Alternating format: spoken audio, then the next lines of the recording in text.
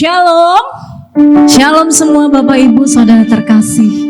Berjumpa lagi kita di Mukjizat Zaman Now. Iya, semua yang mengharapkan mukjizat dari Tuhan, tentunya malam hari ini kita bersatu hati. Iya, baik Bapak Ibu dan Saudara terkasih yang ada di sana. Juga kita mengucap syukur untuk hari ini karena Tuhan sudah beri yang terbaik untuk kita sama-sama dan kita memulai ibadah kita di Mukjizat Zaman Now saat ini. Mari sebelum kita mulai ibadah kita satukan hati kita bersama-sama. Tuhan Yesus, Engkau Bapa yang baik. Terima kasih Tuhan untuk hari ini. Terima kasih untuk semua yang telah Engkau berikan untuk hidup kami.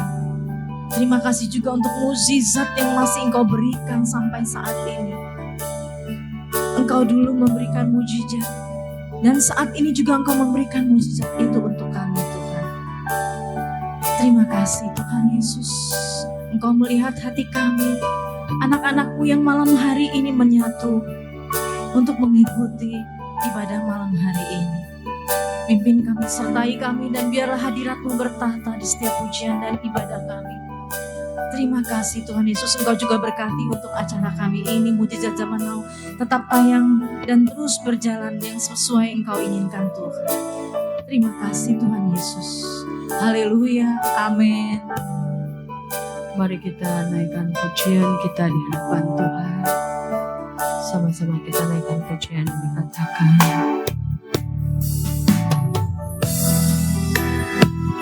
thank you Jesus, we thank you Lord.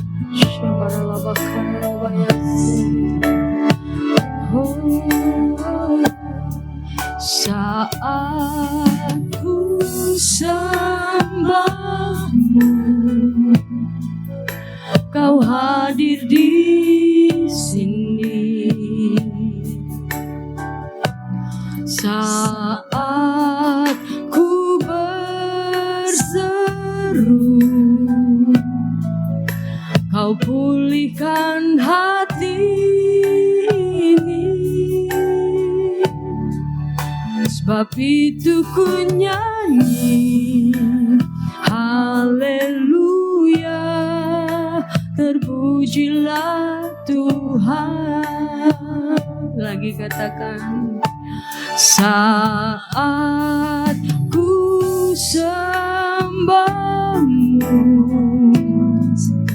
Kau hadir di sini. Saat ku terseru, Kau pulihkan hati ini. Sebab itu ku nyanyi, haleluya, terpujilah Tuhan. Hadirat-Mu, hadirat-Mu Tuhan, ku rasakan.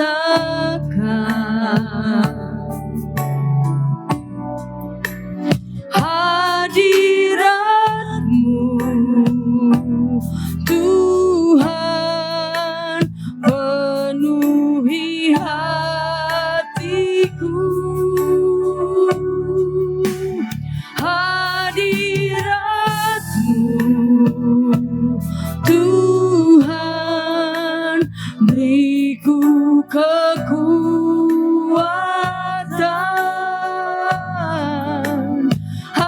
Hadirat-Mu memulihkan hidupku.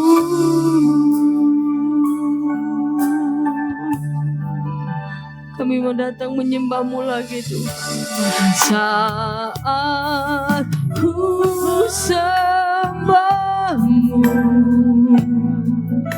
Kau hadir di sini. Saat ku berseru, Kau pulihkan hati ini. Sebab itu ku nyanyi bernyanyi haleluya, terpujilah Tuhan. Oh hadiratmu, hadiratmu Tuhan, ku rasakan hadiratmu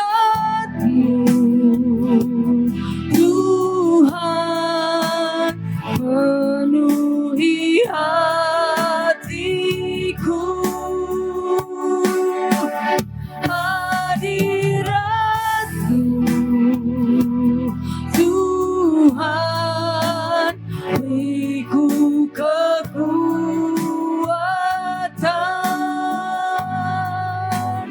Hadiratmu memulihkan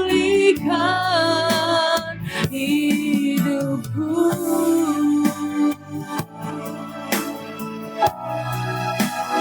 Hadiratmu Tuhan, ku rasakan.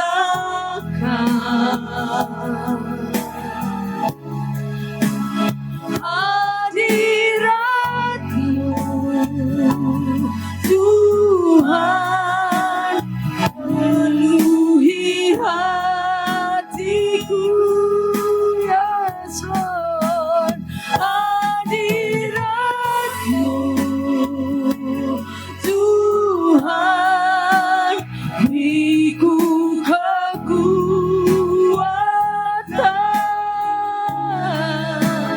Hadiratmu memulihkan hidupku. Oh hadiratmu memulihkan.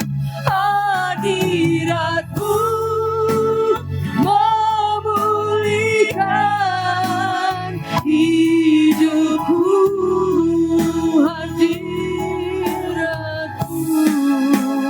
Hadiratmu memulihkan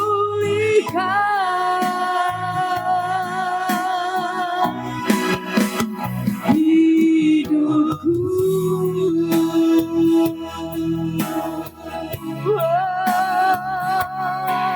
Hadiratmu Tuhan, yang kami rindukan. Oh, ya Rabba ya Shama, haleluya.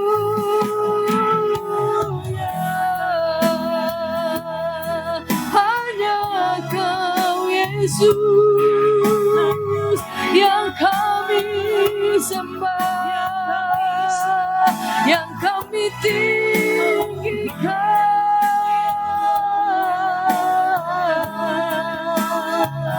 Tiada Allah yang lain yang kami sembah selain Kau Yesus.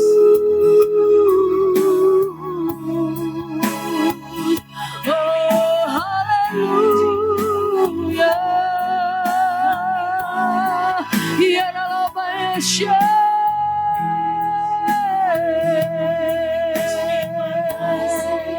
haleluya. Anugerah-Mu melimpah bagiku, selalu baru di setiap waktuku.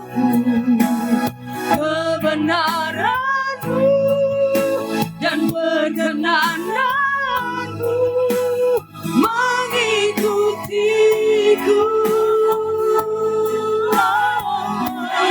Anugerah-Mu melimpah bagiku, selalu baru di setiap waktuku. Kebenaran-Mu dan perkenananmu mengikuti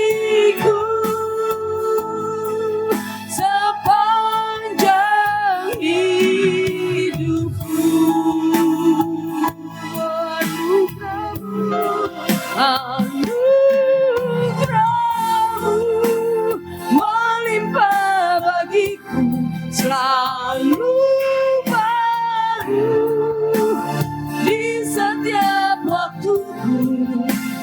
Kebenaran-Mu dan perkenananmu mengikutiku. Anugerah-Mu melimpah bagiku, selalu baru di setiap waktuku. Kebenaran-Mu dan perkenananmu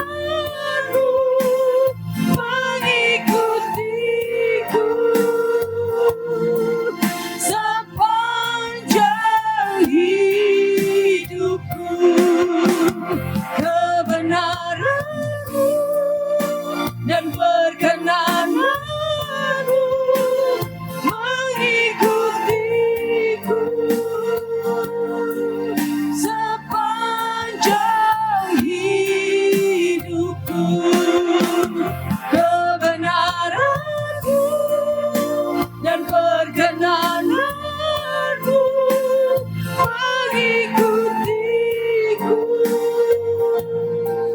sepanjang hidupku.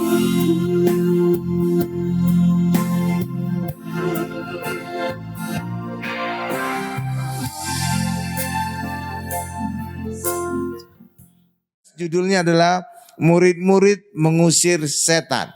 Judulnya adalah murid-murid mengusir setan. Apa judulnya Bapak Ibu? Murid-murid mengusir setan. Nah, saudara murid-murid Tuhan Yesus, amin. Maka saudara juga bisa mengusir setan. Amin. Iya. Jadi kita bisa mengusir setan. Bukan karena kita hebat, bukan. Setan itu lebih hebat dari kita. Tapi ketika kita mengandalkan nama Yesus, maka setan bisa kita usir. Amin. Karena roh yang ada dalam kita lebih besar dari roh yang ada di dalam dunia. Lebih besar dari roh setan. Amin. Iya, luar biasa kan? Iya, kalau murid juga artinya apa? Saudara harus rajin belajar. Jadi saudara juga harus rajin belajar firman. Kalau kita nggak rajin sebagai murid, tinggal kelas nanti. Amin Bapak Ibu ya. Makanya orang Kristen harus rajin. Ya, karena kita adalah murid-murid Yesus. Ya, coba kita lihat penggunaan minyak urapan pada masa Tuhan Yesus bisa mengusir banyak setan dan oleskan juga pada orang yang sakit bisa sembuh. Dan itu juga terbukti di momen ini ya. Ibu Mariana yang kakinya divonis operasi karena ditabrak Gojek, akhirnya bebas operasi. Luar biasa kan? Iya. Mall juga diurapi dengan minyak urapan, akhirnya bisa rame. Luar biasa. Coba Markus 6 ayat 12 sampai 13. Makanya luar biasa.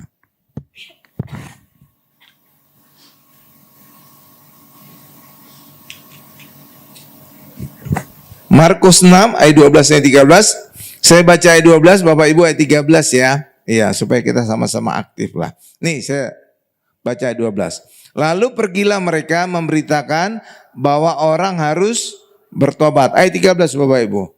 Dan mereka mengusir banyak setan dan mengoles banyak orang sakit dengan minyak dan menyembuhkan mereka. Tuh, mengusir banyak setan ya. Bukan 1-2 setan, banyak setan. Jadi Galion atau Galion itu juga Legion, beda-beda tipis ya. Legion itu toko komputer ada namanya Legion. Banyak setan, enggak bercanda. Jadi saudara juga bisa mengusir banyak setan ya. Tuh, tapi jangan saudara andalkan kekuatan saudara ya. Saudara nggak kuat melawan setan. Setan itu kuat banget. Coba, saudara pernah nggak ngalami ketika ada orang kesurupan, saudara coba pegangi? Pernah nggak? Banyak orang nggak kuat kan? Memang setan itu kuat. Besi aja bisa diputuskan. Jadi saudara jangan coba-coba megangi orang yang kesurupan. Nggak kuat saudara. Tapi dalam nama Yesus, oleskan dengan minyak urapan, dia akan keluar. Amin. Sederhana kan? Sederhana. Gampang. Iya, nggak perlu teriak-teriak kencang-kencang. Kalau perlu dalam hati. Kenapa? Ya kadang-kadang lingkungan kita kan nggak mendukung ya. Ya saya pernah itu ada lagi naik pesawat transit di Singapura dari Arab, kesurupan dia saat mau transit. Ya saya lewati saat saya mau transit tadi. Nah, saya urapi dengan minyak urapan tangan saya katakan pelan dalam hati, dalam nama Yesus keluar setan. Udah gitu aja. Jangan teriak-teriak dalam nama Yesus keluar. Suara dipelototin orang nanti. Kita harus berhemat ya, harus berhemat dong. Jangan sok-sokan gitu ya. Iya, pelan aja dalam nama Yesus keluar setan. Nah gitu. Udah cukup itu. Kalau kita bisa mengusir setan, artinya apa? Kita lebih besar dari setan. Iya dong, coba saudara. Berani gak ngusir Deddy Corbuzier kalau Malaki saudara? Gak berani kan? Tangannya itu gede banget kan? Segede kaki saudara kan? Iya kan? Iya ototnya besar gitu. Atau aderai gitu. Wih gede banget itu badan. Iya Bapak Ibu. Saudara gak berani kan? Gak berani. Kenapa saudara gak berani ngusir dia? Karena saudara lebih kecil dari dia. Tapi kalau saudara lebih besar dari dia, saudara bisa ngusir dia. Pergi kamu. Pergi dia. Benar Bapak Ibu? Jadi kalau kita bisa mengusir setan, artinya kita lebih besar dari setan. Roh di dalam kita lebih besar dari roh setan. Roh dalam dunia. Amin. Ada ayatnya. Karena itulah saudara tenang aja. Dan lewat sarana minyak urapan. Nih Tuhan Yesus pada masa Yesus pakai olesi minyak urapan. Jadi Alkitabiah itu minyak urapan. Makanya saya juga bingung kalau seandainya ada orang menolak minyak urapan. Gimana lah? Apa mereka gak baca ayat atau gimana ya? Tapi terserahlah. Itu iman mereka ya. Kita gak bisa paksa ya Bapak Ibu ya. Ya terserah. Ya. Tapi kalau kita percaya bahkan kita sudah mengalami banyak bukti-buktinya. Amin Bapak Ibu. Sama juga dengan ketika saya di Bekasi di gereja lama. Saya pasangan suami istri yang mandul. Ratusan. Hanya apa? Olesi minyak urapan. Sehingga apa? Bulan depannya istrinya langsung hamil. Sehingga saya dijuluki pendeta punya karunia membuat ibu hamil. Hanya olesi minyak urapan. Padahal dokter sudah angkat tangan, ada aja penyebabnya. Iya kan? Gampang. Iya, olesin aja perut suami. Dalam nama Yesus alat reproduksinya sempurna. Lalu perutnya istri, tapi jangan tangan kita langsung. Kita harus ada etika juga ya Bapak Ibu ya. Pendeta juga jangan semua dipegangi. Amin. Tangan suaminya kita urapi minyak. Nah tempelkan ke perut istrinya. Baru kita nempelkan ke tangan si suami. Amin. Nah dan puji Tuhan. Sebulan kemudian langsung istrinya hamil. Tapi harus suami istri. Nggak bisa cuma istrinya aja datang minta didoakan. Atau suaminya minta didoakan. Nggak bisa. Harus pasang. Amin Bapak Ibu. Karena bisa aja masalahnya di suami atau bisa masalahnya di istri kan. Kita kan nggak tahu kan. Iya kan? Iya itu dia. Jadi luar biasa ya penggunaan minyak urapannya. Kalau orang nggak tahu atau menolak terserah mereka lah. Itu urusan mereka. Nah jadi bisa mengusir banyak setan ya. Kalau di sekolah anak saudara juga ada yang kesurupan. Gak usah panik. Gak usah panik. Olesan aja minyak urapan sedikit aja udah selesai itu. Amin Bapak Ibu. Tuh ya. Nah sekarang juga murid-murid Yesus itu ada 12. Tapi saat penginjilan ini itu meningkat jadi 70. Nanti ada meningkat lagi 120. Jadi enggak selalu 12. Amin Bapak Ibu. Ya. Bisa 12. Tapi sebenarnya dari 12 itu yang sering diajak Tuhan Yesus dalam peristiwa-peristiwa besar ada 3 orang. Banyak pendeta nggak tahu kenapa 3 orang ini diajak. Kadang-kadang mereka nyeleneh aja. Kenapa 3 orang itu diajak? Ya tanya aja Yesus. Kok tanya aja Yesus? Ya saudara harus berpikir dong. Kira-kira kenapa Yesus mengajak 3 orang itu? Petrus, Yakobus, Yohanes. Iya kan Bapak Ibu ya. Masa kita nanya Yesus gimana? Tanya aja Yesus. Gimana sih? Amin Bapak Ibu ya. Ya, saudara tahu kenapa 3 orang itu? Petrus itu seringkali namanya disebut Petra atau batu karang. Benar Bapak Ibu ya? Nah itu gambaran hukum Taurat. Lalu Yakobus artinya apa? Namanya Yakobus artinya pengganti atau berganti. Yohanes artinya apa? Anugerah atau kasih karunia. Lalu kalau 3 nama ini digabung, hukum Taurat berganti menjadi anugerah. Setelah itu, jadi kalau 3 murid ini digabung namanya Petrus, Yakobus, Yohanes, artinya apa? Hukum Taurat berganti menjadi anugerah. Jadi saudara juga bisa mengalami hal besar, peristiwa besar ketika saudara mengganti hidup di bawah hukum Taurat menjadi hidup di dalam anugerah. Itu maknanya. Paham Bapak Ibu? Jangan jawabannya tanya Yesus. Gimana? Amin. Amin Bapak Ibu ya. Jadi ada 12 ya. Ada 12 murid Yesus. Tapi yang sering diajak peristiwa penting ada 3 tadi ya. Petrus, Yakobus, Yohanes. Lalu dalam penginjilan itu berkembang menjadi 70. Coba kita lihat ayatnya ya. Lukas 10 ayat 17 sampai dengan 20. Kita gantian lagi ya bacanya Lukas 10 ayat 17 sampai dengan 20. Luar biasa. Nih, Lukas 10 ayat 17 sampai dengan 20 kita baca bergantian. Saya mulai ayat 17. Kemudian ke-70 murid itu kembali dengan gembira dan berkata, Tuhan, juga setan-setan takluk kepada kami demi namamu. Jadi demi nama Yesus. Ya, lanjut Bapak Ibu.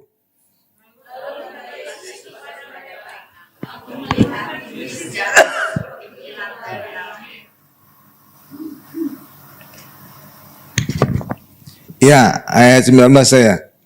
Sesungguhnya aku, Yesus telah memberikan kuasa kepada kamu untuk menginjak ular dan kalajengking dan kuasa untuk menahan kekuatan musuh sehingga tidak ada yang akan membahayakan kamu. Ayat 20 Bapak Ibu.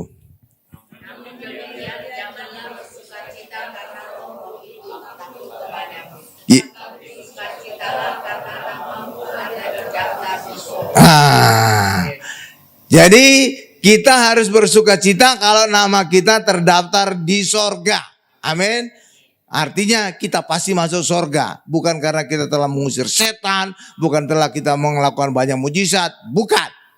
Kenapa? Karena ada ayat lain berkata, murid-murid itu ditolak Yesus. Padahal mereka telah mengusir setan. Mereka telah bernubuat. Mereka telah melakukan banyak mujizat. Dan Yesus berkata, aku tidak kenal kamu, pembuat kejahatan. Benar Bapak Ibu ya? Nah itu. Jadi ada aja gitu ya orang gitu ya Bapak Ibu ya. Karena itulah kita harus bersuka cita kalau nama kita tercatat sebagai warga kerajaan surga. Dan itulah misi dari gereja kita. Menyiapkan umat yang layak bagi Tuhan untuk tercatat di surga. Amin Bapak Ibu? Ya itu. Jadi itu yang paling penting. Tercatat nama kita di surga. Karena itulah yang menjadi jaminan kita bisa masuk surga. Oke Bapak Ibu ya. Oh luar biasa, luar biasa. Iya. Ya. Tanda-tanda orang percaya. Coba kita lihat tanda-tanda orang percaya Markus 16 ayat 17 sampai dengan 18. Saudara orang percaya? Amin. Nah ini tanda-tanda kita. Tapi tidak semua orang Kristen adalah orang percaya. Tidak semua juga bahkan pendeta adalah orang percaya. Ya, karena apa? Kalau berdasarkan KTP, bisa saja dia Kristen karena bapak ibunya Kristen. Benar gak Bapak Ibu ya? Belum tentu dia percaya kan? Belum tentu. Yang kedua, pendeta juga belum tentu orang percaya. Terlihat dari khotbah-khotbahnya. Kalau pendeta itu tidak pernah mengkhotbahkan Tuhan Yesus atau jarang mengkhotbahkan Tuhan Yesus, dipertanyakan dia itu orang percaya atau tidak. Kok bisa Pak? Ya, sering saya kasih ilustrasi. Kalau kita sedang pacaran, maka pacar itu ada di hati kita. Ketika ada di hati kita, pacar kita, maka kita akan selalu cerita tentang pacar kita. Ke banyak orang, pacarku cantik, pacarku ganteng. Benar kan Bapak? Baik banget, malaikat aja kalah. Kan gitu loh Bapak Ibu ya. Ya kan? Ya kan kita selalu ceritakan kan kalau pacar kita kan. Tapi kalau kita putus dengan pacar kita cerita lagi enggak tentang pacar kita? Enggak kan? Enggak. Hal yang sama juga dengan pendeta. Kalau dia mengkhotbahkan Yesus dalam khotbah-khotbahnya, maka dia menjadi orang percaya menjadi bukti dia orang percaya. Tapi kalau dia tidak lagi pernah mengkhotbahkan Tuhan Yesus, dipertanyakan pendeta itu masih orang percaya atau tidak. Amin. Gampang kan? Ngeceknya kan? Gampang. Jadi nggak perlu saudara interview itu pendeta, nggak perlu. Lihat aja khotbahnya. Saudara lihat aja khotbah banyak pendeta di YouTube kan. Lihat, saudara bisa nilai. Ini pendeta orang percaya atau tidak. Langsung saudara bisa menilai. Amin Bapak Ibu. Gampang kan? Tuh. Jadi tanda-tanda orang percaya adalah kalau kita sungguh-sungguh percaya kepada Tuhan Yesus. Markus 16 ayat 17 ayat 18. Saya baca ayat 17, Bapak Ibu ayat 18 ya. Oke, saya mulai ayat 17. Tanda-tanda ini akan menyertai orang-orang yang percaya. Mereka akan mengusir setan-setan demi namaku. Mereka akan berbicara dalam bahasa-bahasa yang baru bagi mereka. Ayat 18 Bapak Ibu.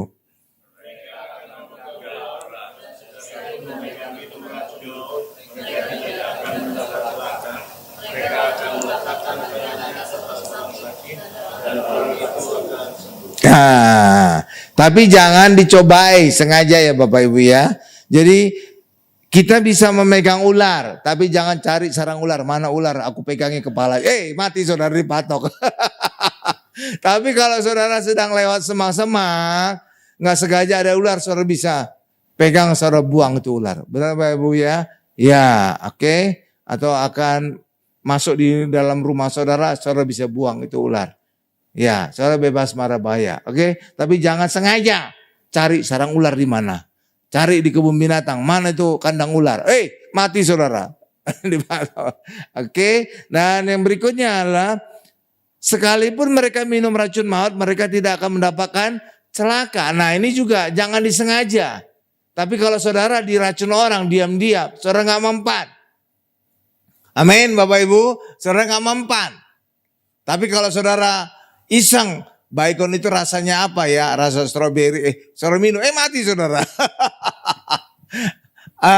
Oke Bapak Ibu ya, jangan sengaja. Tapi kalau diracun orang, saudara nggak mempan. Amin Bapak Ibu ya. Tapi juga saudara jangan sok-sokan. Kadang-kadang tetangga sebelah juga pingin cobain saudara. Tuh, tunjukkan saya bisa minum racun. Baru saya percaya. Nggak usah saudara terpancing ya. Ya, kalau dia mau percaya, percaya aja. Saudara juga kalau dia percaya atau enggak juga nggak ada dampaknya kepada saudara. Benar nggak Bapak Ibu ya? Ya bilang aja sama dia, ya kamu percaya atau enggak itu terserah kamu. Ya amin Bapak Ibu ya. Gampang kan? Iya gitu aja kok repot. Jangan terpancing. Ya kan kadang-kadang saudara dicobai mereka. Tuh ayat kamu berkata, minum racun maut kamu tidak celaka. Tunjukkan sama saya, minum baikon. Kalau kamu gak celaka, aku bisa percaya. Jangan terpancing. Ya kalau terserah kamu mau percaya atau enggak ada urusan bagi saya. Toh juga kalau kamu percaya keselamatan bagi kamu bukan untuk saya. Amin. Gitu aja jawabnya ya. Ya, jangan terpancing ya. Ya, iya gitu. Jadi kita bebas dari celaka minum racun maut kalau diracun orang tanpa kita ketahui. Amin. Tapi jangan cobain. Kalau saudara cobain mati juga saudara. Oke Bapak Ibu. Oke ya. Jadi gitu ya. Jadi nggak semua orang Kristen itu orang percaya ya. Jadi kalau dia di KTP-nya Kristen belum tentu orang percaya ya. Bisa jadi karena orang tuanya Kristen. Oke, demikian juga bahkan pendeta sekalipun belum tentu dia orang percaya. Terlihat dari khotbah-khotbahnya. Amin Bapak Ibu. Jadi demikian. Jadi kalau kita benar-benar percaya, wah mantap. Bahkan ketika pendeta mengkhotbahkan tentang Tuhan Yesus terus bekerja. Dan Tuhan Yesus memeteraikan khotbah itu. Makanya saya selalu khotbah tentang Tuhan Yesus. Makanya di Modern Church ini banyak mujizat kan? Banyak mujizat kan? Banyak. Ada kesembuhan, Ibu Mariana sembuh. Ada bebas dari setan, Nita dan Pak Karel dan juga Pak Dodi. Benar kan? Anjingnya bangkit. Demi juga ngurapi Ratu Plaza bisa diberkati, Landmark bisa diberkati, nah, Ratu Sayang diberkati. Benar kan Bapak Ibu ya? Iya banyak mujizat. Tapi nggak tahu banyak gereja kan nggak ngalamin mujizat kan? Sehingga mereka berkata mujizat itu 2000 tahun yang lalu pada masa ini. Sekarang juga bisa terjadi kok. Amin Bapak Ibu. Iya. Kenapa mereka nggak ngalaminya? Karena mereka tidak khotbah tentang Tuhan Yesus. Coba kalau mereka berfokus Tuhan Yesus, wih mantap. Pasti gereja mereka juga banyak mengalami mujizat. Amin Bapak Ibu. Bukan karena saya hebat, bukan. Karena saya khotbahin Tuhan Yesus. Tuhan Yesus senang, maka Tuhan Yesus memeteraikan khotbah saya dengan banyak tanda. Amin. Tuh, itu dia. Mana Pak buktinya? Buktinya Markus 16 ayat 20. Coba kita lihat. Jadi luar biasa ya Bapak Ibu ya. Markus 16 ayat 20. Nih saya bacakan. Mereka pun, siapa tuh mereka pun? Murid-murid pergilah memberitakan Injil. Injil tentang apa nih? Kabar baik tentang Tuhan Yesus ke segala penjuru, dan Tuhan turut bekerja dan meneguhkan firman itu dengan tanda-tanda yang menyertai. Jadi kalau kita memberitakan Injil, bukan berarti hanya 4 kitab Injil, Matius, Markus, Lukas, Yohanes. Enggak, tapi tentang Yesus. Yesus itu ada di seluruh Alkitab. Maka Tuhan Yesus turut bekerja dalam pelayanan kita. Ayo Ibu, bahkan Tuhan Yesus meneguhkan firman itu dengan tanda-tanda yang menyertai. Makanya di gereja Mount Hermon ini banyak sekali mujizat. Ya bukan karena saya hebat, bukan.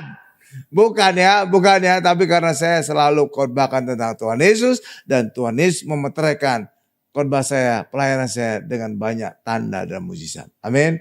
Tuh, gitu, itu rahasianya. Luar biasa ya. Iya, haleluya, haleluya. Dan saudara tahu lagi ada satu rahasia juga gereja bertumbuh ya. Itu pengalaman dari gereja saya yang lama. Kenapa gereja itu bisa menjadi gereja yang paling besar di Indonesia? Atau minimal paling besar di Jakarta. Dari mana saya tahu paling besar di Jakarta? Karena satu-satunya gereja yang bisa mengadakan perayaan Natal di GBK, Gelora Bung Karno. Satu-satunya gereja, nggak ada gereja lain yang pernah merayakan Natal di sana. Itu kan luar biasa kan? Mahal itu GBK, nyewa GBK. Iya, dan bookingnya juga setahun sebelumnya. Jadi pada saat sekarang merayakan Natal, di booking untuk tahun depannya. Merayakan Natal, booking untuk tahun depan. Jadi setahun di depan. Dan mahal lagi.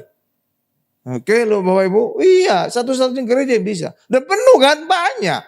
Iya, ada videonya kan. Satu-satunya gereja yang bisa mengadakan perayaan Natal. Luar biasa kan? Iya, makanya rahasianya apa? Mereka bisa bertumbuh besar. Rahasianya ada mujizat. Kalau gereja ada mujizat, jemaat itu akan murah hati. Iya, kok bisa murah hati Pak? Nih, saya tunjukkan buktinya. Iya, ini rahasianya. Kalau saudara didoakan di gereja itu, sebelumnya resesi, tiba-tiba saudara menjadi sukses. Apa enggak saudara jadi murah hati untuk gereja itu? Iya kan? Iya kan? Iya, jadi murah hati.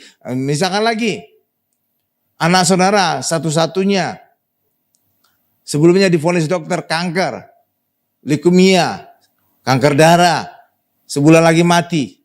Lalu datang ke gereja itu didoakan, diberikan perjamuan kudus, dioleskan minyak harapan sembuh.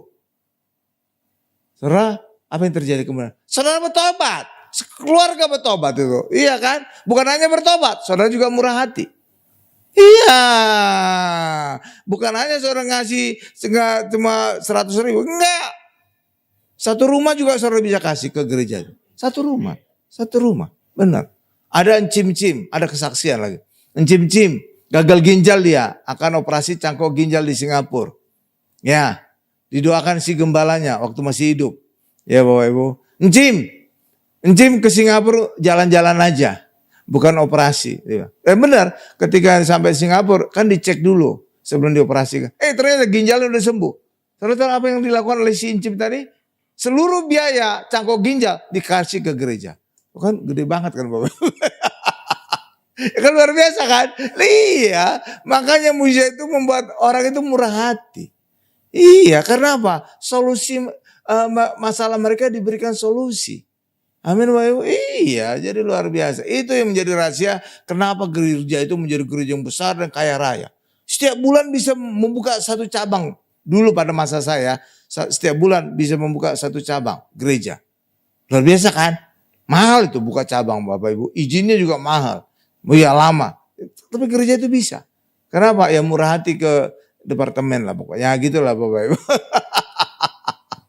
Ya kan? Iya. Jadi makanya mujizat itu membuat segalanya jadi gampang.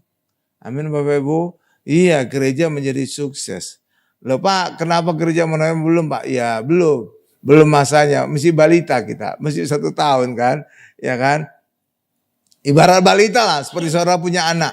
Saudara bisa enggak ngeleskan dia berenang, piano, bela diri segala. Belum dong. Balita kan masih bayi tuh. Bertumbuh dulu. Nanti setelah pas masuk SD baru saudara bisa kursuskan dia bela diri, berenang, main musik, segala macam kan.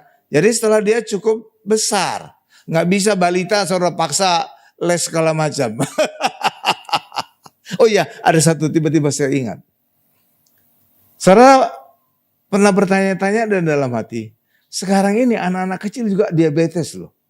Kok bisa anak kecil diabetes? Biasanya kan orang tua yang diabetes kan. Saudara tahu kenapa? Nah, ini saya singkapkan rahasia nih. Iya, saudara tahu kenapa anak kecil sekarang bisa diabetes?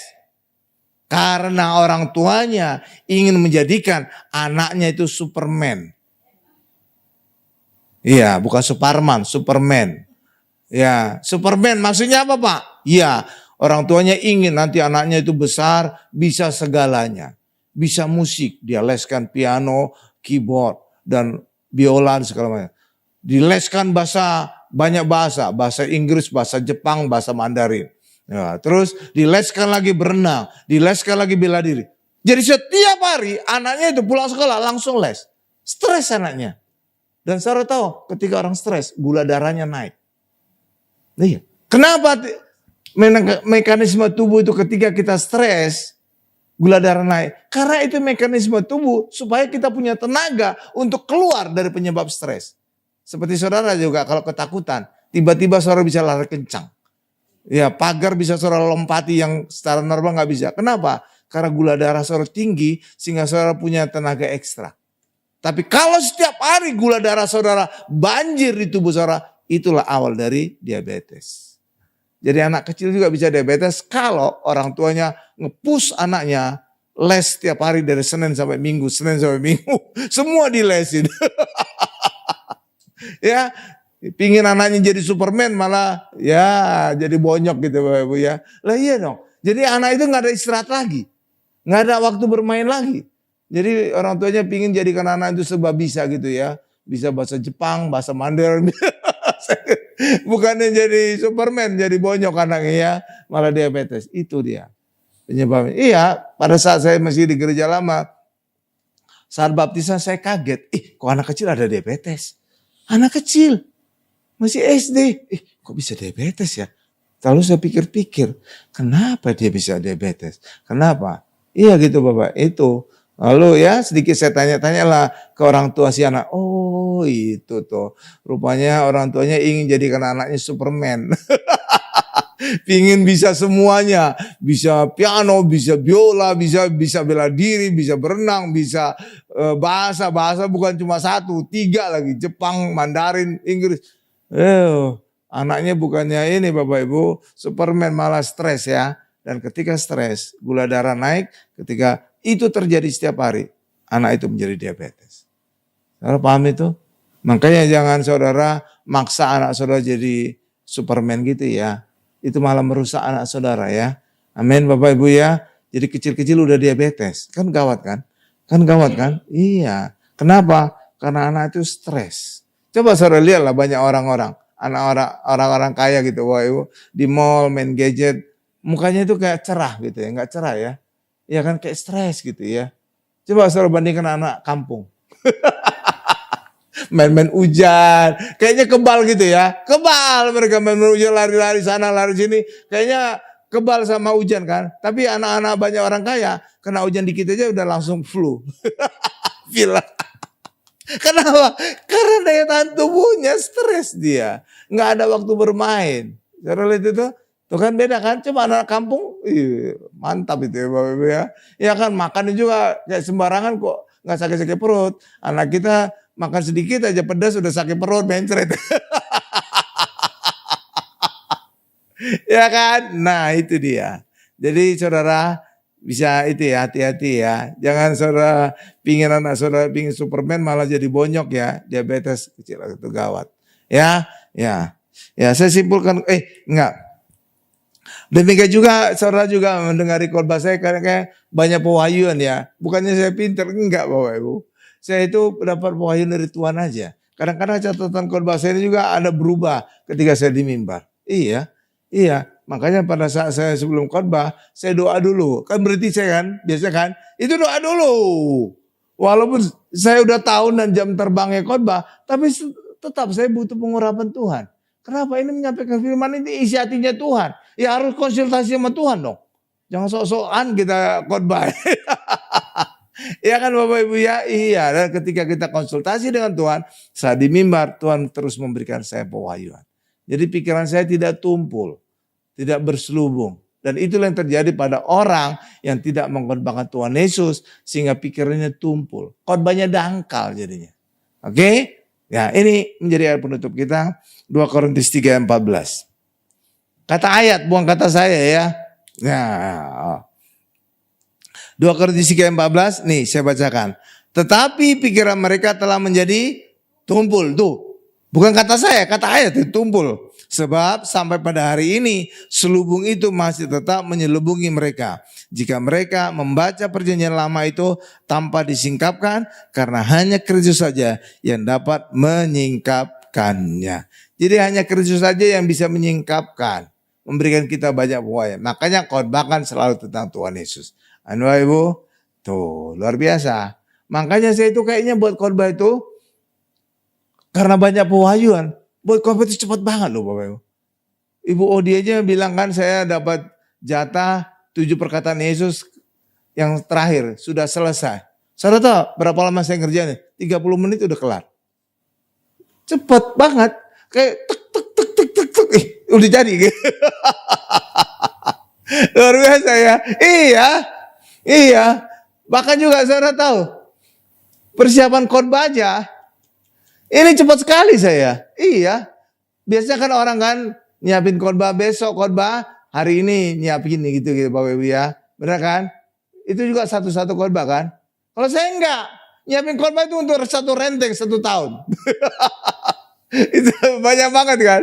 Saudara 1 tahun berapa minggu? 52. Jadi langsung 52 minggu saya jadi khotbah. Kan cepat sekali kan? Cepat sekali. Itu karena pewahyuan Tuhan. Makanya buat khotbah tuh ngebut gitu. Bukan 1-2, langsung 52 khotbah. Keren kan? Iya kan? Bukan ece-ece lagi kan? Khotbahnya kelas berat lagi. Ya kan? Ya itulah. Kalau saudara andalkan Tuhan aja lah. Pasti saudara akan disingkapkan banyak pewahyuan, banyak singkapan sehingga luar biasa. Amin Bapak Ibu. Ya, jadi 7 perkataan Tuhan Yesus di atas kayu salib. Itu ada 7 orang. 6 orang, ada 2 perkataan yang dikhotbahkan oleh Pak Joyman. Saya terakhir sudah selesai. Itu juga sudah selesai. 30 menit ngerjain. Keren kan? Iya, puji Tuhan ya Bapak Ibu ya. Saya simpulkan khotbah ini, salah satu tanda orang percaya adalah bisa mengusir banyak setan. Orang percaya bukan hanya yang berKTP Kristen, karena orang yang berKTP Kristen juga karena orang tuanya Kristen. Tapi belum tentu dia benar-benar percaya. Bahkan pendeta-pendeta belum tentu orang percaya karena terlihat dari khotbahnya. Kalau dia mengkhotbahkan Tuhan Yesus, barulah kita bisa percaya dia orang percaya. Tapi kalau dia jarang atau tidak pernah mengkhotbahkan Tuhan Yesus, dipertanyakan pendeta itu masih orang percaya atau tidak. Amin Bapak Ibu. Dan orang percaya harus seperti saat Pentakosta, murid-muridnya mengkhotbahkan tentang perbuatan-perbuatan besar dari Allah. Dan juga kita adalah imamat terjadi untuk memberitakan perbuatan-perbuatan yang besar dari Allah. Amin. Kita tundukkan kepala kita. Mari kita berdoa. Puji syukur Tuhan kami panjatkan nama-Mu Tuhan, untuk setiap jemaat-Mu, untuk setiap penonton, untuk setiap netizen yang menyaksikan acara ini, acara mujizat zaman now ini, yang sakit Tuhan sembuhkan karena Tuhan mau dan mampu menyembuhkan kami karena nama Yesus ada di atas segala nama, ada di atas segala nama penyakit kami. Demikian juga usaha pekerjaan kami juga Tuhan berkati karena Tuhan kaya menjadi miskin agar kami menjadi kaya, agar kami diberkati. Terima kasih Tuhan Yesus, terima kasih. Apapun masalah kami Tuhan, kami percaya bersama dengan Yesus kami selalu punya solusi. Demikian juga Tuhan, berikan damai di dalam keluarga kami, damai Kristus, sehingga suami istri tetap menjaga kasih mula-mula, tetap mengasihi orang tua, mengasihi anak, anak menghormati orang tua dan mengasihi orang tua. Terima kasih Tuhan Yesus, berkati usaha pekerjaan kami, berkati juga istri yang ibu rumah tangga, berkati juga anak-anak kami yang sedang studi sekolah, agar anak-anak kami menjadi anak sehat, cerdas, dan selalu dapat beasiswa, baik sekolah di luar negeri maupun di dalam negeri. Berkati mereka sampai studi S3-nya lulus dengan beasiswa. Terima kasih Tuhan Yesus. Terima kasih Pak Gari juga anak-anak kami dari segala pergaulan yang buruk, Pak Gari juga dari segala niat-niat orang yang jahat Tuhan. Terima kasih Tuhan Yesus, terima kasih Tuhan Yesus, dalam nama Yesus. Dan kami ingin akhiri doa ini dengan doa berkat. Mari Bapak Ibu semuanya, angkat kedua tangan kita, siapkan hati kita untuk menerima berkat-berkat dari Allah Bapa yang Maha Kuasa. Berkat dari Allah Bapa yang Maha Kuasa, kasih karunia dari Tuhan Yesus serta penyertaan Roh Kudus menyertai kami semua mulai hari ini sampai selama-lamanya. Haleluya, sama-sama kita berkata amin. Baik Bapak Ibu Saudara terkasih, ibadah kita sudah selesai pada malam hari ini dan kita akan kembali lagi menyatukan hati kita sama-sama yang rindu menantikan mujizat Tuhan. Tapi Tuhan berjanji, Tuhan selalu memberikan mujizat yang terbaik untuk kita, dulu, sekarang, dan sampai selamanya. Baik Bapak Ibu, malam hari ini yang mengalami sakit akan disembuhkan Tuhan. Percaya, Tuhan Yesus pasti akan menyembuhkan dengan mujizatnya. Apapun pergumulan kita hari ini, Tuhan pasti akan sembuhkan, pulihkan, dan kita akan dimenangkan. Baik, kita akhiri ibadah kita malam hari ini dan jangan lupa kita kembali lagi dengan mujizat zaman now. Tuhan Yesus memberkati. Sama-sama kita naikkan pujian ini, katakan El Shaddai, El Shaddai, Allah Maha Kuasa, Dia besar, Dia besar, El Shaddai mulia, El Shaddai, El Shaddai, Allah Maha Kuasa, berkatnya